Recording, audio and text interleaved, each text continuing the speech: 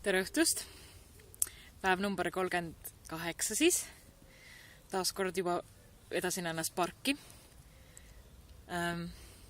Tunnen, et kodus ei tahagi nagu enam mediteerida oma toas ja aias ja et siin on nagu kuidagi parem.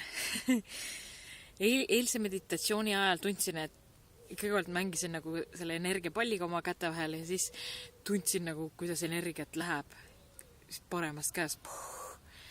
Täna nii väga tugevalt nagu seda ei tundnud. Kuigi täna suutsin kogu laumise aja, suutsin jalad ühes poosis istuda. Et see oli väga kena saavutus, väga tore saavutus. Mis veel?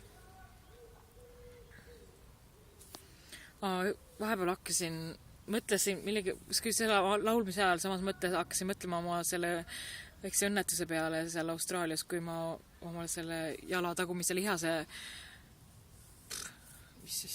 üles peksin selle puuga, kui ma sinna otseselt latsatasin puu juure otsa. Ja ma ei tea, kuidagi sikke nii võimsaks läks see tunne ja siis tuli pisarad silma. Et ma üritasin nagu mitte selle peale mõelda ja siis rahunesin, hakkasin maha jälle, aga imelik. Ja, ma nüüd siis tööle ja toredat õhtut.